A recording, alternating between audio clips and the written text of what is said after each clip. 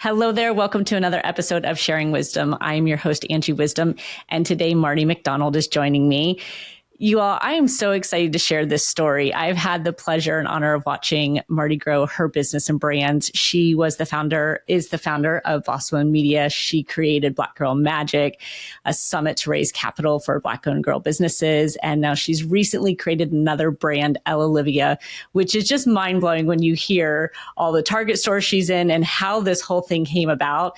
And mostly like what she endured and her perseverance. When I said to her, I want you to come on the podcast, it was about like, gosh, you have the perseverance and determination unlike anyone I've seen. So I'm excited to have her here today. Marty, welcome. Thanks for being with me. Thank you so much, Angie, for having me. So excited to be a part of this conversation. I have been watching what has, evolved over the past year or so. I mean, you started Elle Olivia. When did this concept come into your space? So we started Elle Olivia. We announced and launched it February 2022. So when I think about that, that's crazy because that was just last year, right? Mm-hmm. But we had been working on the brand and the concept about 6 months prior to launch. But the idea of Elle Olivia came from my daughter. She is the inspiration behind the brand. When I was 24 weeks pregnant, we got diagnosed with something called congenital diaphragmatic hernia, which basically meant that her spleen, her liver, and her intestines were in her chest. And we needed to have a surgery to move it to its respective places so the organs could function. And essentially, we had to stay in the NICU for 35 days for her lungs to heal. The NICU experience left probably a mark of PTSD on me that will never probably be forgotten from my spirit. Number one, none of it was in my control. I had to wait on her to heal properly. And that was tough for me. Then number two, there was no relatability around us. We were in a NICU hospital where we experienced systematic racism because we were a Black family advocating for our daughter's life. The doctors didn't look like us. The staff didn't look like us. And so we had to navigate waters of what people thought we were and who we were because of our skin color. Mm-hmm. And it kind of sucked a little bit. And so with that, I learned very quickly that advocacy and representation are not synonymous, and that I was going to equip and prepare my daughter to make sure that she could advocate for herself in this world and that she could see herself in this world. And the first way she could see herself was to accept who she was. And so the brand ideally came from this experience, and the experience itself taught me that if I show her who she is at a young age, that she's good enough, that her skin is beautiful, that her hair is beautiful, and that it matters and the texture of it matters. I could show her that now, that by the time she becomes 8, 9, 10, where self-esteem issues do come into play, right? She will know naturally who she is. And by the time she's my age, she's going to be a force that can't be reckoned with because she's going to know exactly who she is and who she is in this world because she's seen herself from a representation stance. But then she also knows all of the possibilities because we've exposed her. And so that's how and why the brand has been birthed. It's an amazing story. And when you even say like, she's going to know she's a force that can't be reckoned with, like, well, you're her mom. So that's a given, first of all, because you have demonstrated that to the fullest. And even thinking about, you birthed this idea and then you launched it and you're sitting here a year later, and you're going into how many Target stores? Yeah, insane. So we send a cold pitch email to Target. I want to first start there by saying no idea is too small. No thought is too little. If you have something in you and you see a North Star to it, just go after it. Things will fall into its place the way they are supposed to if this is a part of your story. And some way, somehow, and I don't know what our end story looks like, and I have an idea of what I want it to be, right? But this was a part of our story. And we got accepted last January into 409 Target locations off of a brand that's less than a year old at the time. And so it just goes to show that what's for you, no matter what's in front of you, is going to be for you. Yeah, it's such a powerful message. And this was not new to you, this advocacy, right, of your race, right? You had been doing this with Black Girl Magic all along, going, hey, you know, we need exposure, we deserve funding, and you are advocating for these businesses. And so it's an interesting, beautiful transition that now you have the same opportunity just within your same household for your daughter, that what you've built with other women businesses, Black-owned women businesses, you've now been able to do with your daughter. I mean, what a blessing to be able to kind of carry that over. Yeah, absolutely. It feels surreal, right? But I think if Elle is 28 years old, if I could get to the 2-year-old, right? By the time she's 28, she's going to be so much further ahead, right?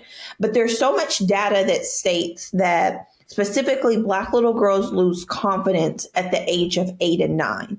They lose confidence of raising their hand in the classroom from a couple of things. Number one, boys naturally are going to raise their hands. Because why? We tell a little boy at an early age, don't be a punk, straighten up, be tough. You're smart. You know everything, right? Like we tell little boys that, right? But little girls, we tell, have a seat, be a lady, mind your manners, right? Don't speak too loudly, right? Like we tell little girls that. And so by the time they're 8 and 9, their confidence is diminished because of it. And the number one way a Black little girl's confidence is diminished is 2 things. It's her skin and it's her hair. Because she doesn't look like everyone else, or she's not portrayed in media, right? So her skin is the first place where she loses her confidence. And then her hair. If her hair isn't straight, if her hair doesn't look like someone else's that seemed acceptable, right? Then she loses her confidence in that. And so we wanted to be intentional in creating this product line that focused specifically on those 2 things right now. So I put my little girl in what we call our play and lay sets. And she gets to see these hair puffs, and it looks just like her hair puffs that we put in her. Or she gets to see a little girl with braids and beads. Or she gets to see pigtails, right?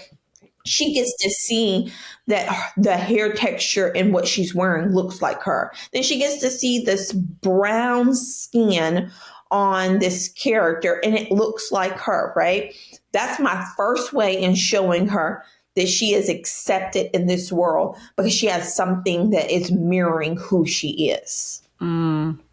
So powerful. I mean, you and I have had many conversations about mindset, you know, and I think about like psychological flexibility and the way to reshape your thoughts. And you are literally wiring her thoughts at this young age to think something different than what historically, you know, little Black girls have thought or how they've been seen from their hair, their skin. So it's amazing to think about how you're shaping her future right now with what you're doing, you know, at such a young age. Yeah. I'm excited. I'm excited for where we're going. I'm excited for what we're doing. We're just getting started. We haven't even dipped our toe all the way into the pond of what this lifestyle brand is going to be for Black and brown girls across the globe, and for our white allies that are going to rally around with us. And they will. It's an adorable brand. I've got to go back to what you said a minute ago, like encouraging people, you know, no idea is too small. Just start, just take that action. If it is right for you, if it's part of your story, things will happen. And we had this kind of pre-conversation before the podcast started. And I said, you really have this ability to look like a magician. You just make things happen. It's like you pull a rabbit out of your hat. Now, I know because I've had the conversations with you offline about how much work it is. And gosh, the testing of faith, the testing of, your endurance and whether or not this is the right thing, all of that has come up for you. But here you are. Can you talk a little bit about that for those people who are being challenged, when you have the doubts and the fears that pop up? Yeah. I think that your mindset is the vehicle that will take you so far in life. If you have a small mindset, that's what you're going to receive in return, right? You're going to receive little, lack. If you have a mindset that can really push beyond limit, you're going to receive that, right? You're going to receive the outcomes to that. There are definitely some exercises that have to take place in order to expand your mindset. And I think, Angie, you've been a huge part of me being able to expand my mindset. I remember one of the first conversations that me and you had, and I was very frustrated in receiving partnership with companies. And I just kept saying, is it because I'm a Black-owned company? Is that why I'm not receiving the opportunities? And I remember you saying to me, and it seemed so small, but yet instrumental. You said, Marty, go find companies that align with your values. If you feel like the companies you're going after aren't doing that, then go find ones that are. And in you saying that, everything shifted for me.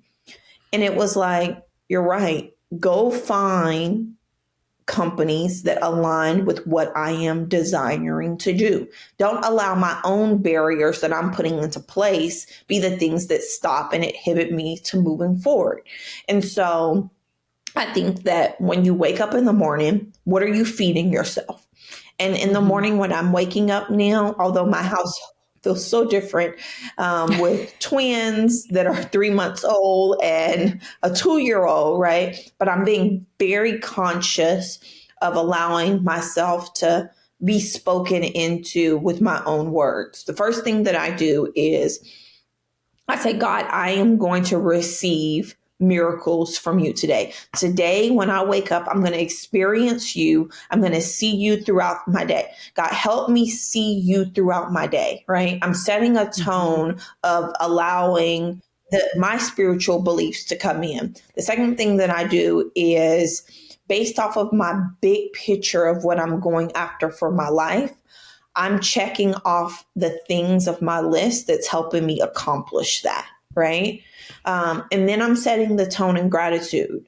I'm saying all of the things that I'm grateful for. And yesterday, I had a day where I had to stop myself and take a pause. And then I had to start speaking things that I'm grateful for, because life can be daunting. And when you're trying to accomplish something really big, the task can feel so huge, you will forget the past moments. You will allow the future moments to take over, and you cannot focus on what presently, the present moment that you're in and what has happened for you. And so I had to really regain my focus and say what I was thankful for. That really helps me specifically find so much appreciation for where I've been. And then I'm thinking, if I accomplish that, what else can I accomplish? And I am a high capacity individual that thrives in being busy and having a lot on my plate and accomplishing a lot of things. That's how I'm wired. And so those are some ways in which I am able to identify shifting my mindset to ensure I can overcome once it gets hard. But another thing I do at nighttime, and I've started this practice of recent, is I'm reading out loud what I want what my most successful life looks like every night before I go to bed. And when I read it out loud and I go to sleep, I know what I'm working towards for the next day, what I can look forward to, and what I was able to accomplish today that helped me get to what my most successful life looks like. And I believe that God wants us to live our most successful lives. And I don't believe that he wants us to live in misery or having a life that isn't fulfilled. And so that's what I'm working towards every day. And then being present and knowing that I can control some of the things off of what I want my most successful life to be like today. And I can have those things today. It's not going to be this magic day when everything comes into place. I allow it to be today as well. That is quite a recipe. I mean, when you say it all, and I'm sitting here going, wow, you have really even grown in that aspect, in really putting this practice together for yourself and giving yourself the foundational pieces that set you up for success and affirm like who you are and what you're capable of. I love that nighttime piece. People take for granted what your minds do while you're sleeping, and they work. That conscious mind is at work when you are sleeping. So I'm often a prayer person when I go to bed because it works while your eyes are closed. And so you affirming like what you want your life to be, that gets processed into your conscious mind and your subconscious, and we use it, in that next day. So that's super powerful. I want to talk a little bit about those days where, you didn't even really know what to do. Because honestly, this is not something that you had done, right? It wasn't like, oh, I know exactly how to get into a major retailer and create a brand. Like you had this dream and this passion, but every single day you were navigating the unknown of like, how do I do this? Oh, I need some capital. How do I get capital? Oh, I need this. Like one thing at a time would pop up. So what do you do in those moments when you don't have someone telling you what to do? Yeah, I'm still living in those moments. And I love this question because there's not an answer for these moments going away, right? And so often we think that these moments are going to go away. As you evolve and you continue to grow and become more successful, more of these moments come. Mm-hmm. And so for me specifically, what I'm learning right now is it's not about me getting to a spot where everything is magical. But instead, if I want to create a $300 million brand, in which I am going to create through Elle Olivia, that there's not going to be a stopping point where everything just magically falls into place perfectly. That I'm on a journey of learning everything every single day, every week, every month, being connected with who I need to be connected to at the moments I need to be in order to grow to the next level. And so in doing that, that took so much for me to get to that point. It took so much for me to get to the point of knowing that, all right, I am on a marathon. I am not sprinting. Pace myself. And I think that this word pace is so critical, specifically for women owned business, like entrepreneurs, right? Pacing yourself. You're going to get exactly what you need at the moment that you need it when you're on the right pathway for yourself, when your purpose and your vision and the values that you have are all aligned with one another. I believe that Elle Olivia is a purpose-driven, entrepreneurial business that I have in place based around my values, my vision, and my purpose, like hands down. All of it goes hand in hand. So much to the point I'm going to share a story around it. But with that being said, I think that you have to know that if you're on this pathway, it's going to be hard. Yep, absolutely. But you have what it takes to continue to get what you need and utilize your toolbox. And my toolbox means, number one, my network. Mm-hmm. Don't be afraid to ask whoever you need to ask, even if you're just asking for advice.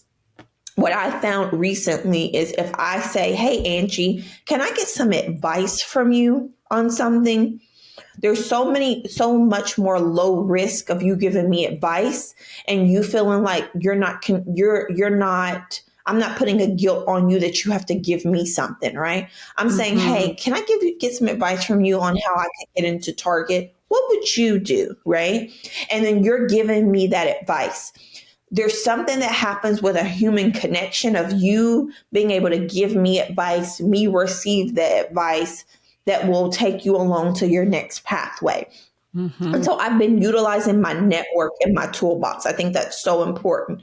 Then number two, what skills do you have to execute, right? And if you don't have all of the skills to execute, who do you know that has those skills that can execute for you, right? That's something else in my toolbox that I have to constantly pull out. This morning, I was looking at my phone and I was thinking, who are some people I can text to talk about VC racing?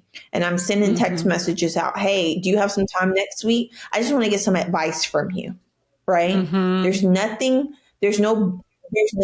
in that, in someone saying no. People normally want to share their experience and advice, right? So I think utilizing that has been a huge part of me being able to grow. And listen, you're going to experience no's. You got to get a thick skin around the no's, and the resiliency of just how I grew up and the obstacles that I faced and all of that has been a part of my story, but it also has been the part of my story that has allowed me to be able to be resistant to the no's.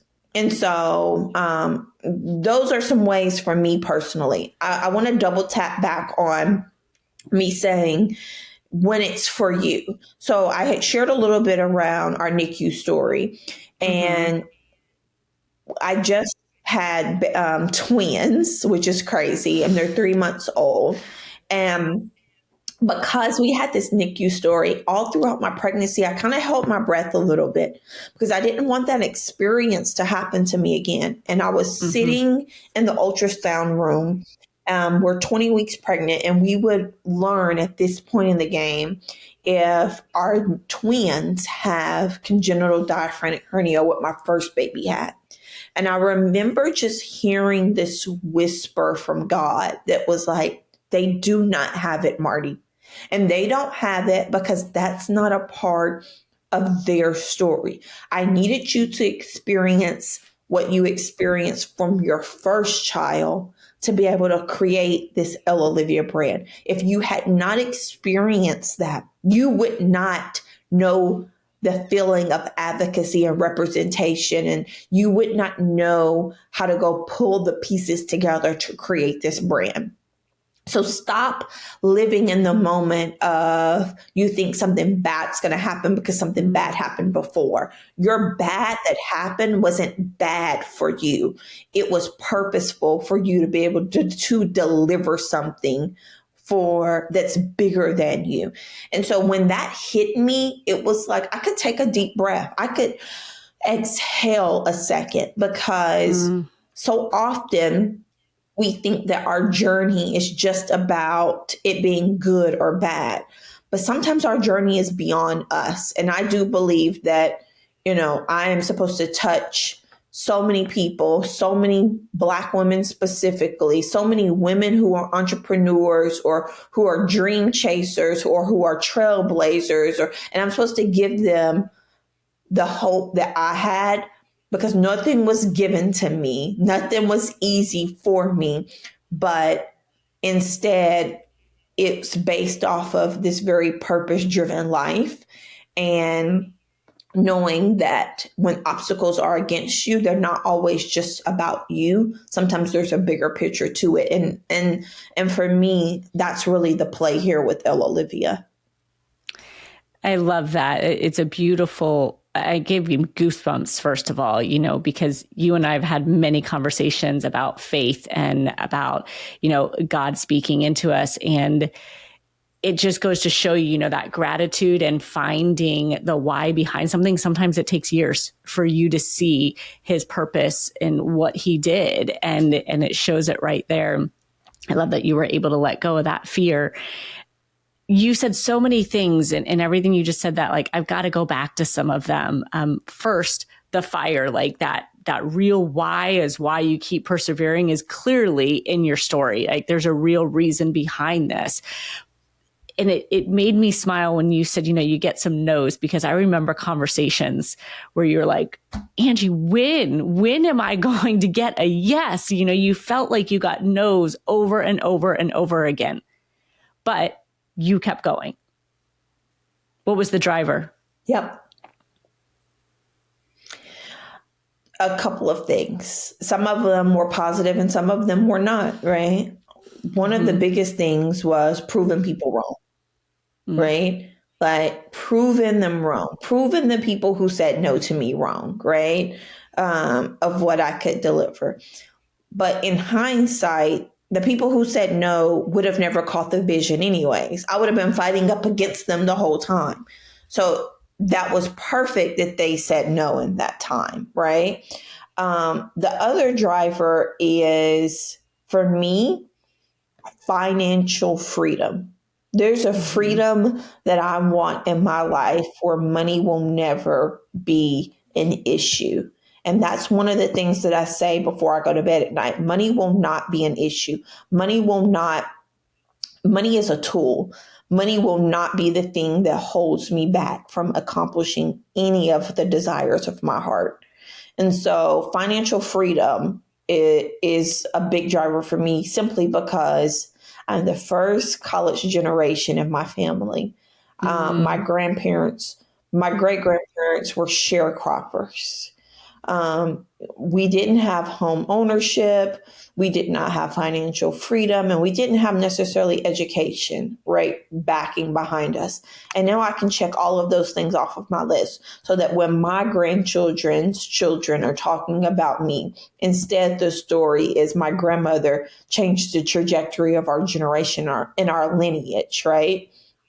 To make it not about me, but easier for them, that they then have the hope to be able to accomplish their desires. And so that is a huge part of the driving force behind what I am accomplishing. It is financial freedom. It is freedom to be able to make the choices that I desire without someone gatekeeping me from doing so.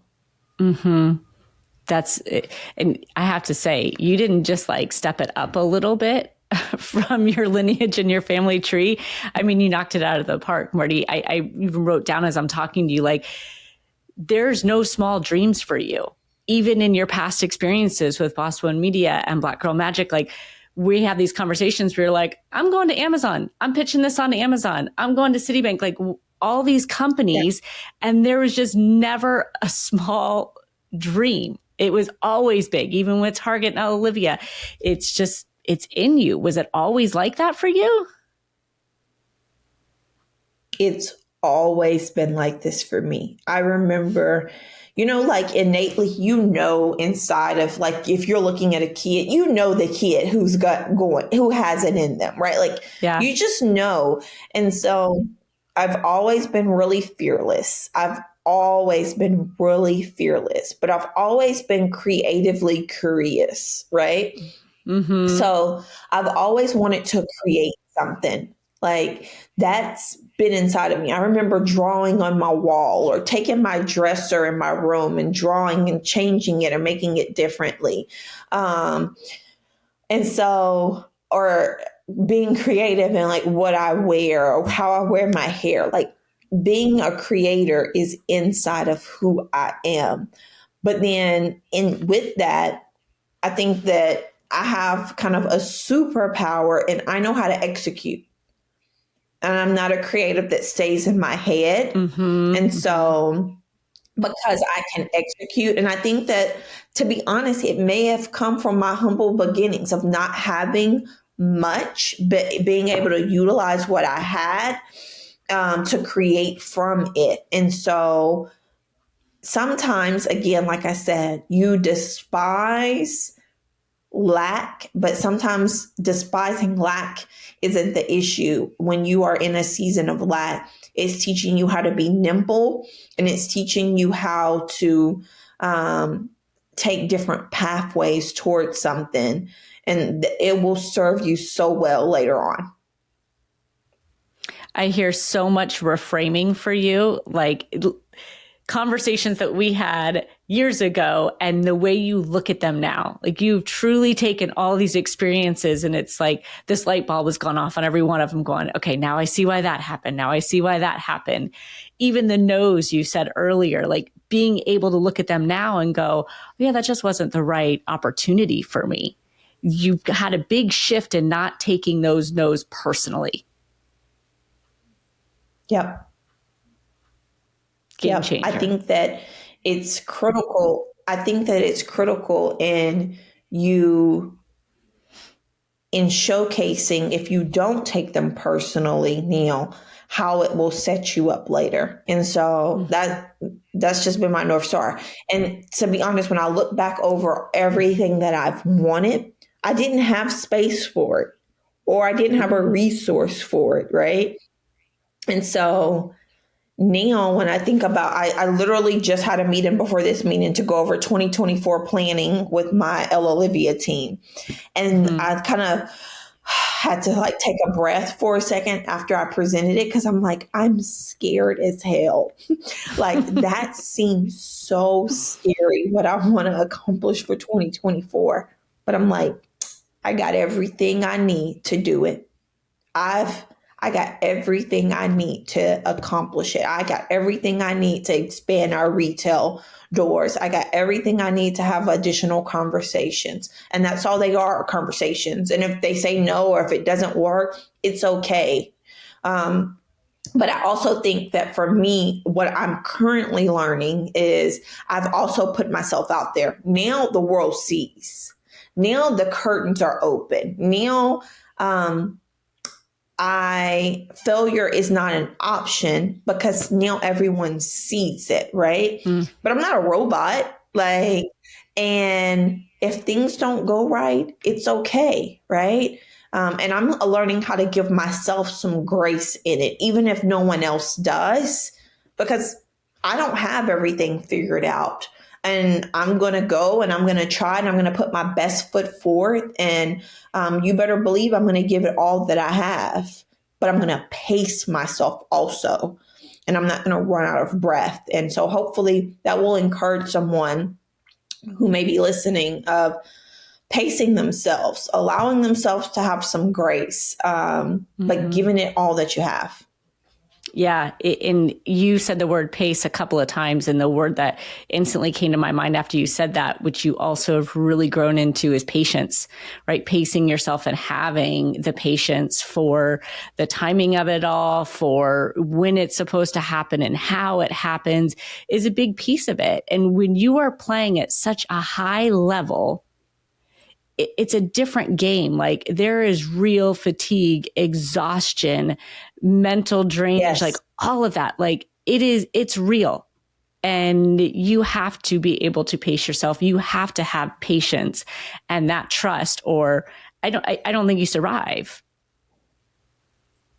No, you absolutely do not. And, and the goal isn't to do everything in 12 months. Right? Like that's like, then what do I have to look forward to? Then what's the rest of life? Right? And so again, like I said, I'm double tapping on these things because these are experiences that I'm facing right now.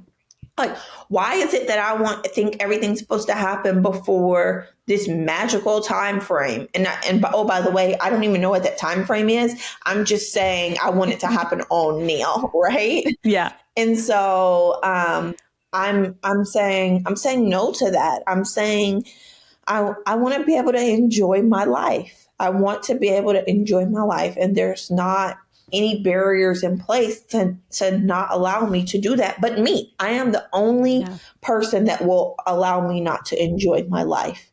And so, me refocusing and reshifting my perspective around not having to do everything today. I am not a robot. Like, it's okay to breathe for a second, right?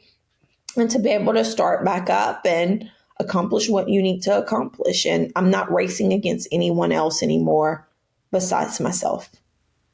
Yeah, I can hear the peace in your voice as you say that, for sure. Something else you said that I've got to tap back into because people need to hear this is that your ability to ask for help is admirable. Like that is one of the hardest things for people to do. And when you sit here and you make it sound so easy, like, okay, I'm talking about VC right now. Who do I know? And I'm going to send some texts out. Like you all, if you are listening, you have to ask for help. The resources that you're talking about, your network, and being able to ask for that advice is huge, because if not, that's how you stay stuck. Oh, I don't know. I don't know what to do. I've never done this. You've got to look for some advice there to just at least get your wheels turning. Even if it's not the advice that you want or the right advice for you, it sends your mind into motion, which is helpful.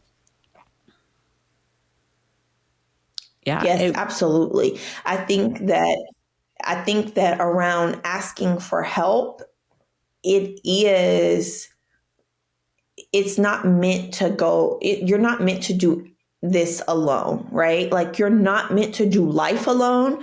And even from the Bible, from biblical perspective, it talks about having community, right? It's essential that you have community. And in having community, the goal isn't for you to be the best or the expert at the top of the group in your community, right? And so in that, there's a network for other people to be good at certain things and for you to be good at what you're good at. And then asking for help is inevitable a part of you having community. Yeah. Did you always ask for help? Was that easy for you to do?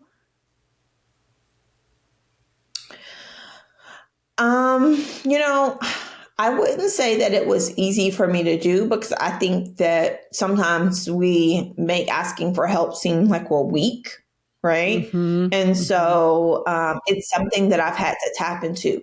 And I think I've rephrased the way I look at it. I'm now looking at it like, this is the community that I have. These are the networking relationships that I have built, right? And of course, they want to help me, right? They want to see me thrive and see me grow.